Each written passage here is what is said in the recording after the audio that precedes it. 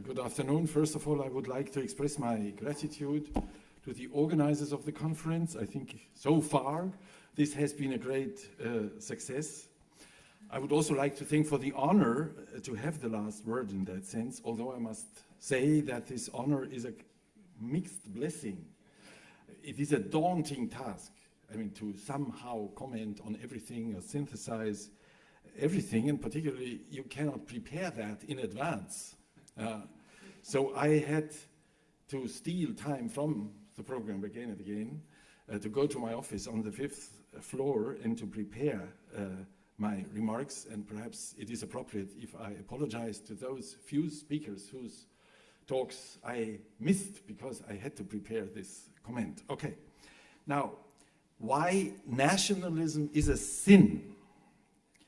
That was the headline over an article written by Heinrich Bedford Strom, the Protestant Bishop of Bavaria and spokesman for the Protestant Church in Germany. As a Catholic Christian and, philosophically speaking, a moral universalist, I'm indeed convinced that nationalism is a sin. If it means, as Sinisha Maleshevich said yesterday, a devotion and commitment to the nation that's the important part that is now coming, that supersedes all other allegiances. In that sense, you cannot be a Ukrainian nationalist or a Spanish nationalist and so on. Christians, or you are a sinner. Christians, more than we all are. Yeah.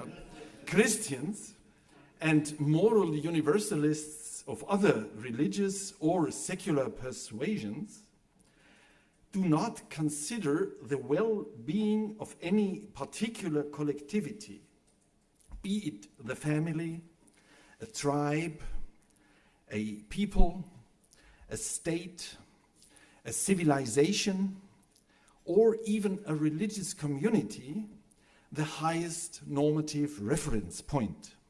But mankind as such, all human beings, including future generations, and to some extent non-human life forms. But what about the possible sinfulness of commitments to other political entities? Here is the point where I hesitate to agree with the bishop. Would loyalty to a smaller collectivity than the nation state be normatively superior to the devotion and commitment to the nation? Are supranational entities necessarily better than the nation state? Nobody, I think, would seriously defend such a thesis. Empires, for example, were supranational entities. Are they preferable to nation states? So that ethnically based attempts at independence, for example in the Ottoman, Habsburg or Tsarist empires, were morally problematical, not to mention rebellions and independence movements in the colonial empires. When the Poles and other peoples insisted on their rights as a nation against oppression in the Soviet-dominated sphere, would any theologian have called this a sin? Or any Democrat criticized it as problematical? Some forms of supranationalism clearly are not morally superior to nationalism. Nobody, of course, intends to liken the European Union to the Soviet bloc of the post-war era. But still, the European Union as it is today, or an ever closer union as the formula in the treaty says, of the European states in the future, is not as such morally superior to the nation state, but only if it can be argued that European unification contributes to the realization of ideals to which Christians or Democrats should feel committed. I personally feel very strongly committed to the ideals of democracy, rule of law, human rights, peace, and the welfare state. That is why I feel obliged to ask myself whether an ever closer union of the states in Europe does in fact contribute to the stabilization of democracy in Europe, for example, or the stabilization of the welfare state, or maybe not. If not, would it not be a sin to defend the project of European unification and pay the price of a weakening of democracy or a weakening of the welfare state? The Christian universalist ideals transcend every given mundane political order. That means the nation state, certainly, but also the European Union. And, for that matter, NATO.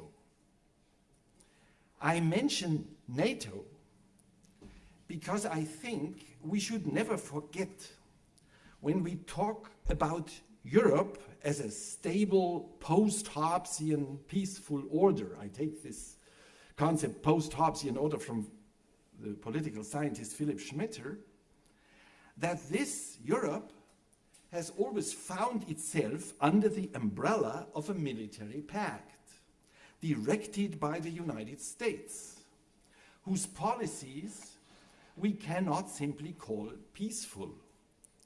For me, this means that nationalism is clearly not the only possible sin, but that there can be other and potentially worse sins as well, like the support of colonial policies, or of an imperialism like the American imperialism, that is an imperialism that doesn't dare to present itself in terms of empire, but only in other ways, for example, as a contribution to the dissemination of democratic ideals. I started with these remarks because I found it more and more necessary during the days of this conference that we all make the normative reasons behind our statements and inherent in our analyses as clear as possible. It doesn't help if a group of academics just confirms itself to be on the good side, united against the evil forces of nationalism and right-wing populism. I learned a lot during these days, both with regard to specific national histories and more general questions. I'll give you just one example. The talk by Martin Schulze-Wessel helped me to better understand the contingent processes that led to the identification of Catholicism and the nation in Polish history, and the emphasis on the contingent processes. But I will not go through these details I have learned, because in this case my selection would be merely subjective. I will instead focus on a few more general points. I present them as conceptual issues, although I think that are not only conceptual, but really substantive issues, and these will be four. First, neo-nationalism. When I came to this conference, or actually when I first saw the announcement for it, I was quite skeptical, as I mostly am when I come into contact with concepts that have post or neo as their prefix. Maybe you allow me to say one paper even used the term new neo-nationalism. Now, Sinisha Malešević articulated my own skepticism most forcefully here, calling the concept vague and misleading. But I have become a little bit less skeptical during the conference, because I learned the definition suggested by Maureen Egger, namely a nationalism that does not seek territorial changes, but on the contrary, sees the existing borders as threatened, for example, by migration movements. This distinction seems to me to make a lot of sense. But it has two obvious implications. Not all current forms of nationalism in the world, or even in Europe, are forms of neo-nationalism then. I mentioned the case of Catalonia in the discussion. Scotland was immediately added, and I think today when we heard about Hungarian irredentism, we could decide to put Hungary also on that list. But there are also other older forms of nativist resistance against immigration.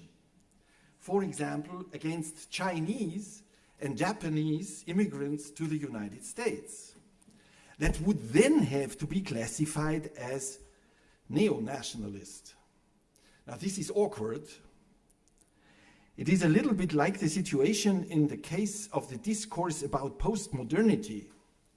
The more the proponents of this term gave up the chronological meaning, the more the prefix post became inappropriate. So I think we should keep Maureen's distinction, but perhaps give up couching it in the language of old versus new. Second point, globalization.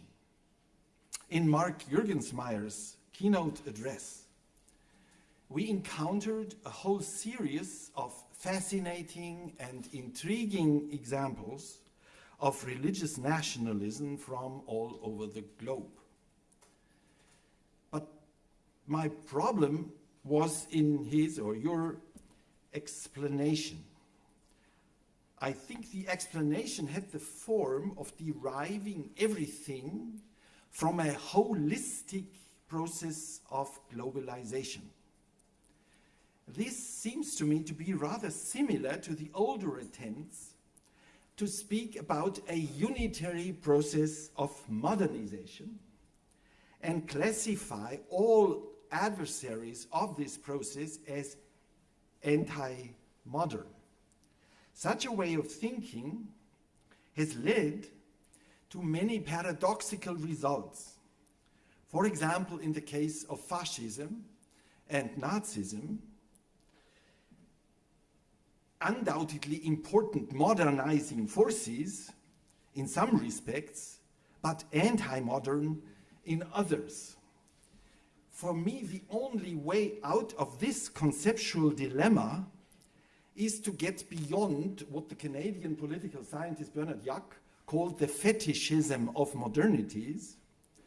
That means to dissolve the different dimensions of modernization, like marketization, bureaucratization, democratization, and others, allow for variable relations among them, and spell out what exactly the empirical and the normative claims in the misleading unitary concept of modernization are. Now, the same seems to be true for the concept of globalization. When I, for example, argue for a re-regulation of global financial markets, I am against some aspects of globalization, but not necessarily against all other aspects of what is called globalization, like electronic means of communication. I have nothing against them. Even arguing for a more restrictive immigration policy does not turn one into an arch enemy of modernity or globality. Machiavelli repeatedly emphasized that many bad things are attributed to globalization, things that are not really caused by it. she mentioned automatization particularly.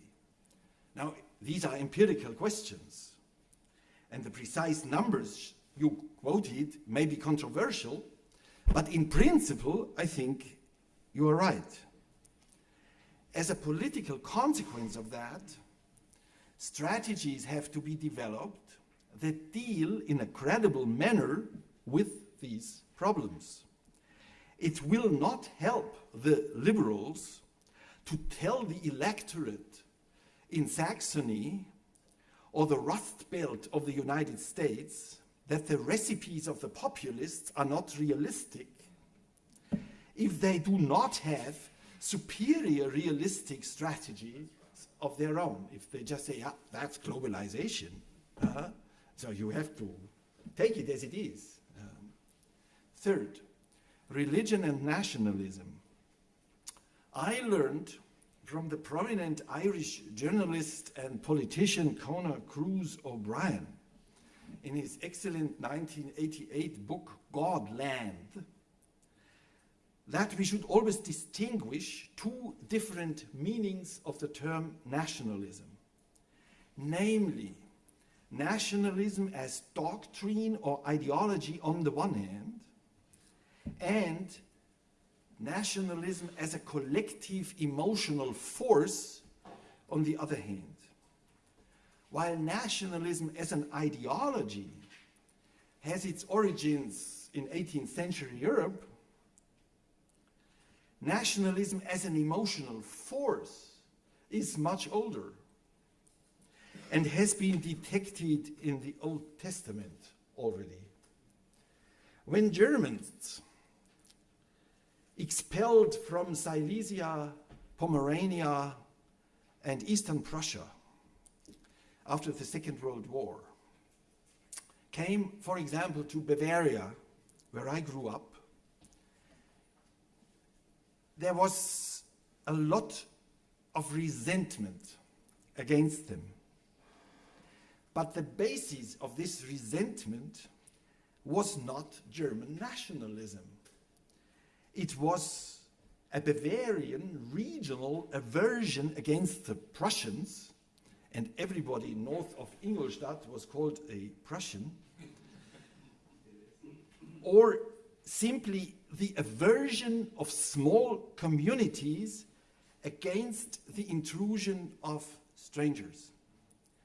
As religions should not be mostly considered doctrines, but forms of experience and the articulation of experience, nationalism and populism, in my eyes, are less important as doctrines and can be better understood on the experiential level. Experience, of course, here includes imagination. And as has been stressed, actually I don't remember by whom, but in our debates by somebody, and expectations of future events, plus the accompanying emotions like fear. Qualitative studies of ongoing discourse, like the one we heard from Alexa Deving about Norway, seem to me to be extremely helpful in this regard. Perhaps the metaphor of a frozen nationalism that has somehow survived subterraneously and now becomes alive again, a metaphor used by Christoph Marxis in his words of welcome, and much in circulation during the Yugoslavian crisis of the 1990s, is therefore misleading. It draws our attention away from the spontaneous processes of the emergence of these emotional responses and directs it to the history of ideas and traditions. Both levels are, of course, important, but traditions do not perpetuate themselves or return by their own force. They have to be perpetuated or mobilized by actors under avenue circumstances. Doctrines help people to understand and articulate their experiences. These can be religious or secular doctrines then. Whether these doctrines these nationalist doctrines are religious or secular mostly depends on the political history of religion in a particular country, in a particular era. I call this explanatory program, my own program, a political sociology of religion. And I see the great British sociologist of religion, David Martin, as the pioneer of such an approach. Sacralization is above all a phenomenon on the experiential level. The nation can be sacralized by means of religious traditions, but also against all religion. This is, for example, the case in China, a case that was conspicuously absent from our discussions. The communists in China, but also many non-communist Chinese nationalists, have for a long time considered the Chinese religious traditions a mere obstacle for modernization, and Christianity an instrument of Western imperialists, Buddhism an instrument of Japanese imperialists, to prevent China from reaching the international position it deserves. What I'm aiming at here is that we need an integrated theory of sacralization and not a theory of the external interplay of seemingly separate, unrelated phenomena we call religion and nationalism. And if you allow me a 1-minute commercial, I mean, the book that was mentioned on the power of the sacred is such an attempt to develop an integrated theory of sacralization processes. Rolf Schieder posed the question how the current wave of right-wing populism in Europe will influence religious development, for example, secularization in Europe. That is a very important, open question indeed. In the framework of a political sociology of religion, the political attitudes of churches and religious communities and the perception of these attitudes by ordinary believers play a crucial role in such a context. That makes the revitalization of Christian symbols by xenophobic, secular-minded people in East Germany, for example, plausible. But I confess that I am not only worried by that, but also worried about the consequences when I see the Catholic and the Protestant Church in Germany acting in full support of Angela Merkel's liberal immigration policy. And to Jose, just a very minor point I would like to say, because you said in your presentation the Catholic Church supports it more than the Protestants. I think it's the other way around. I mean, the Protestant Church in Germany is more unambiguous in that support than Catholic circles. I fear that this support of Merkel by the church leadership contributes to an alienation between some ordinary believers and the church. For example, in Bavaria, people who do not feel represented by the better educated and more eloquent representatives of cosmopolitan orientations, even in their own parish councils. Fourth, I've called the fourth point, analysis and dialogue. This is the last point. Almost all the papers of this conference were devoted to a critical analyses of old or new nationalism and right-wing populism. Not one representative of the analyzed attitudes was present. The danger of this approach is that the possible justifications for the other positions are not taken seriously enough. I very much like the way, again, Marcia Perley put it in the public forum yesterday. She said, we should not be othering the people who do othering. And it's a very American way to put it, yeah? But I think I understand what you mean. For my taste, there was too much labeling of others in some of the presentations. For example, to call somebody anti-intellectualist could be an act of mere labeling.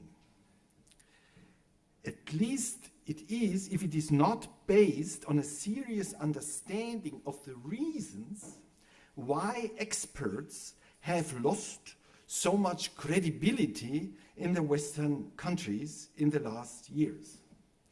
For example, economists who failed to foresee or predict the great financial crisis of 2008, but continue making predictions on the basis of the same theories, so to speak. Or experts in medicine who, for example, often seem to be corrupted by the pharmaceutical industry. Christina Stöckel introduced a very important idea here, namely the distinction between two distinctions. So far I have spoken about universalists versus particularists. But the other distinction is universalists of one kind against universalists of a different kind. In this second constellation, it will not do to call oneself a liberal if one is confronted with competing forms of universalism. Universalists don't have to be liberals. I made this somewhat maybe scandalous remark. I've never called myself a liberal. Of course, everything depends on what liberal means. But as a Catholic social democrat, I wouldn't call myself a liberal. But I mean, there are some meanings, like, let's say, John Rawls' philosophy, where I do not have so much to disagree with, but there are other meanings of the term liberalism where I would say, no, thank you. This is Westerwelle's boat that I will not enter. At the time when the Universal Declaration of Human Rights was drafted, 1947-48, a liberal individualist understanding of human rights was, as Mary Ann Glendon has shown, by no means hegemonic in the circle of the authors of this declaration. She calls the alternative universalist understanding dignitarian, referring to the understanding of human dignity in the personalist philosophical and theological traditions of the 20th century, and their understanding of individuality that is different from the liberal understanding of individuality. Now, I do not want to get into this debate about different but equally serious understandings of human rights here. My point is rather that we have to accept, at least in the case of the competition of different forms of universalism, but maybe in all cases, or not maybe, in all cases, the other we are talking about also as a partner in a serious dialogue. That is why we should not use pathological categories for the other. We should try to get into such a dialogue even if the other does not want to have a dialogue with us. it is then not a real dialogue, maybe, but an attitude of ourselves with regard to the utterances of the other, a kind of implicit argumentative attitude and of empathy. I give you, again, one risky example. When I hear people complaining about the way the Hungarian government treats Soros, I try to imagine what would happen in Germany if a Russian oligarch and billionaire founded a university in Berlin for the dissemination of the idea of the Ruski Mir. Would you argue in exactly the same way then? Yes, of course. I mean, this is the freedom of research and teaching and so on. So everybody who wants to found such a university is welcome? Or would you say, no, this is a foreign power that tries to intervene into the intellectual and cultural life of Germany and we keep him out? And I mean, I think at least when we argue, we have to do such role-taking in the sense of, would we argue in the same way if we were not the beneficiaries, so to speak? Without such an attitude, what sees itself as critical analysis is in danger of being not self-critical enough. Okay, thank you.